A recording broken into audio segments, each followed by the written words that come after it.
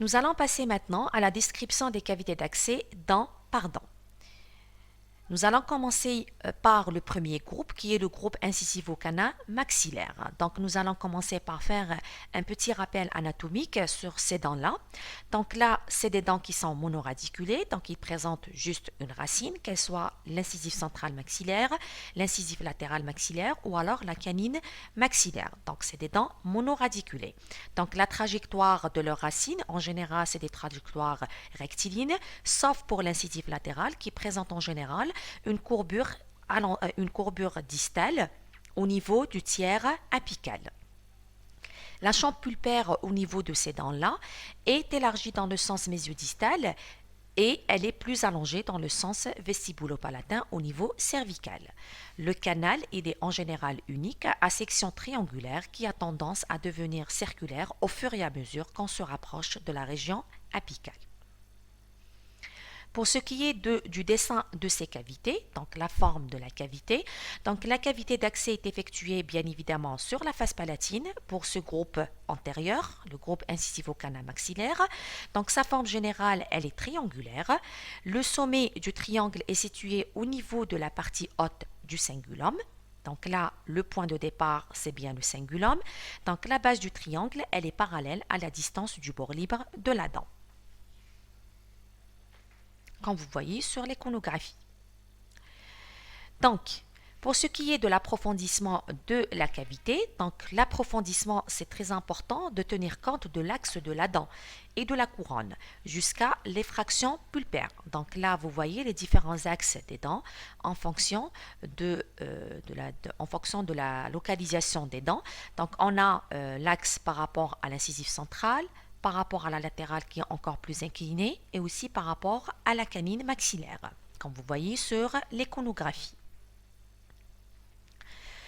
Nous allons passer à l'étape suivante qui est la suppression du plafond pulpaire et du triangle dentinaire palatin, et ceci, ça va se faire avec une fraise boule Lancol. Donc la cavité génère la forme du contour triangulaire, donc on revient toujours sur la forme triangulaire sur ce groupe de dents, et enfin nous allons réaliser les finitions qui va se faire par l'utilisation des fraises, et ceci afin d'éliminer toute contrainte au niveau coronaire et faciliter la mise de dépouille.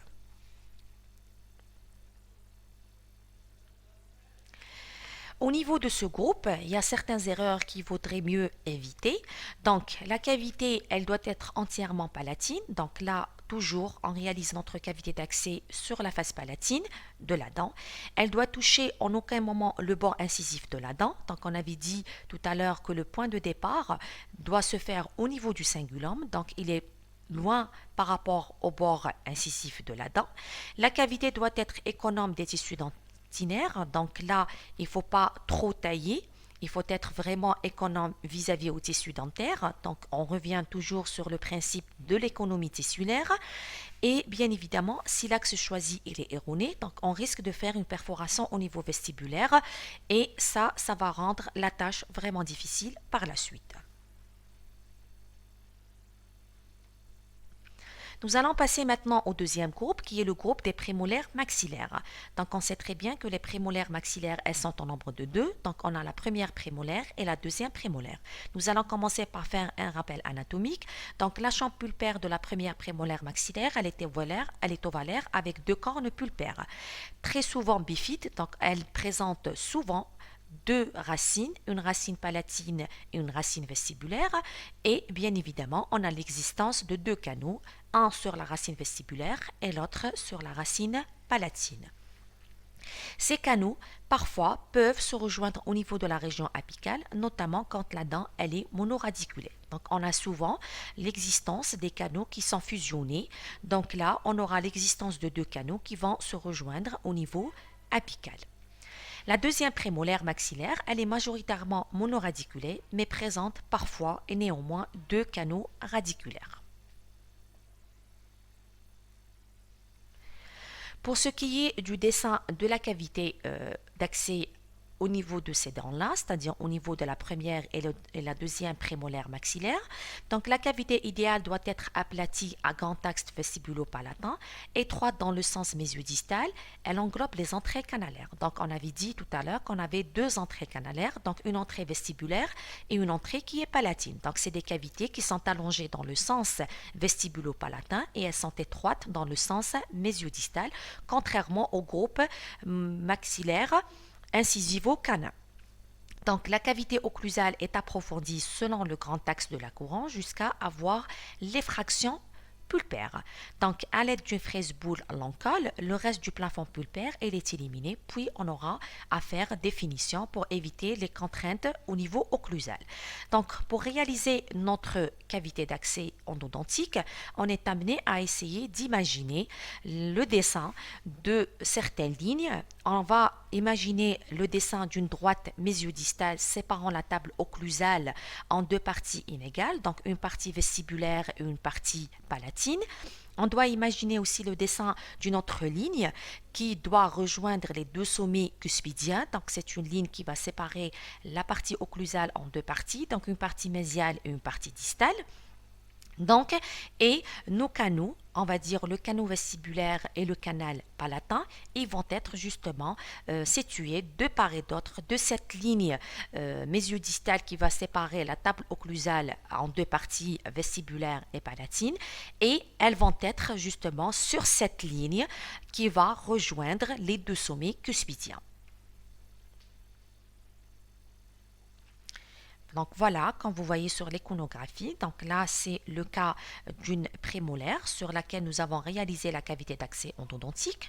Donc sur la première iconographie à gauche, nous avons essayé de dessiner les deux lignes dont je vous ai parlé maintenant. Donc la ligne qui sépare la face occlusale en deux parties mésiale et distale. Donc c'est une ligne qui rejoint les deux sommets cuspidiens.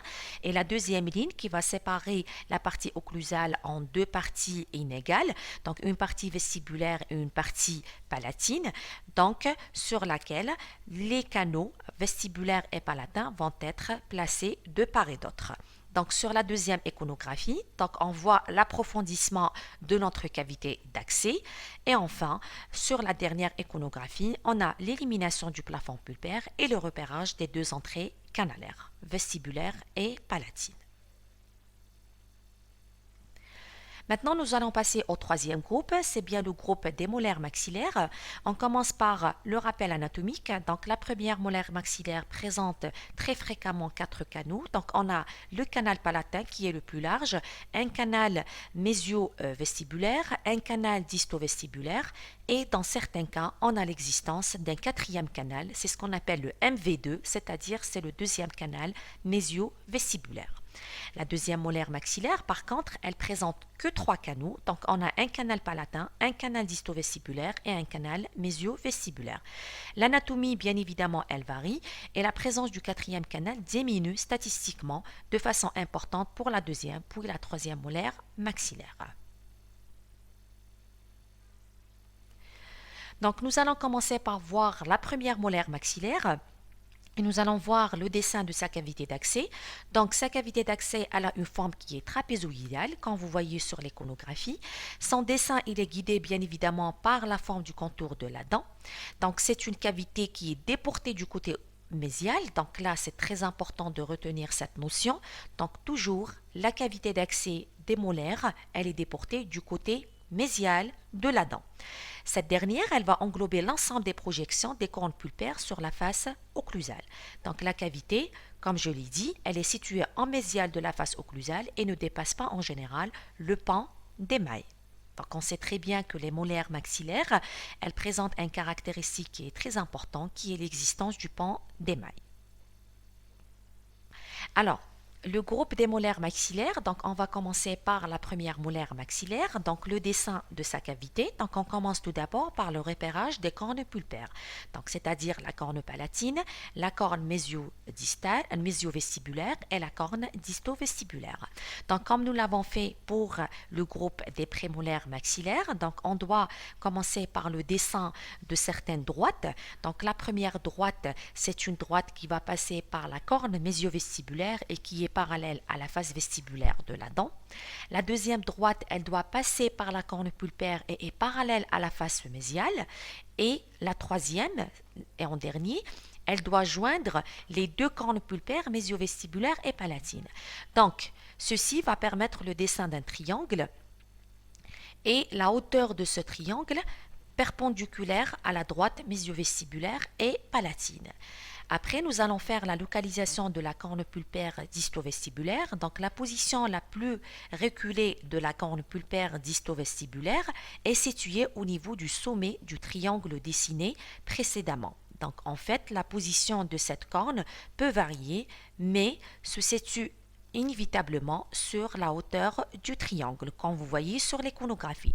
Donc, plus la dent est postérieure, c'est-à-dire on est par exemple sur la deuxième ou la troisième molaire, plus la corne disto-vestibulaire a tendance à se rapprocher des deux autres.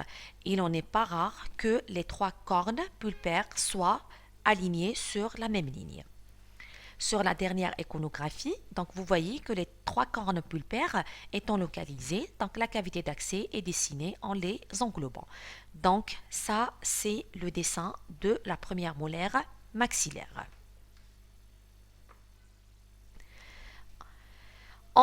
On avait dit au départ, on peut avoir l'existence d'un deuxième canal mésio-vestibulaire qu'on appelle le MV2. Donc, comment peut-on chercher et localiser ce deuxième canal mésio-vestibulaire? Donc là, il est très important de prolonger plutôt la hauteur du triangle décrit ci-dessus en mésial. Le canal mésio-vestibulaire 2 se situe en mésial de l'axe palatin mésio-vestibulaire et dans un triangle dont le troisième sommet est sur la hauteur, comme vous voyez sur l'iconographie.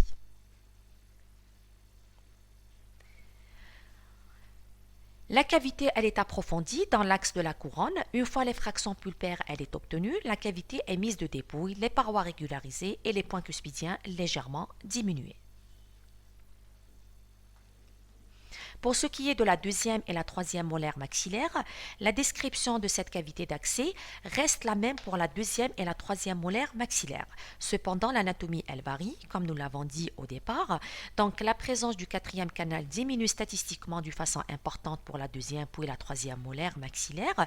Et d'autre part, plus la dent elle est distale, plus la corne pulpaire disto-vestibulaire a tendance de se rapprocher de l'axe reliant le canal mésio-vestibulaire et le canal palatin. Le triangle tend donc à s'aplatir. Donc les canaux tendent à se rapprocher du moment où les racines vont tendre elles aussi à se rapprocher l'une par rapport à l'autre. Donc ça, c'était concernant le groupe des dents maxillaires en allant du groupe incisivo-canin jusqu'au groupe molaire maxillaire.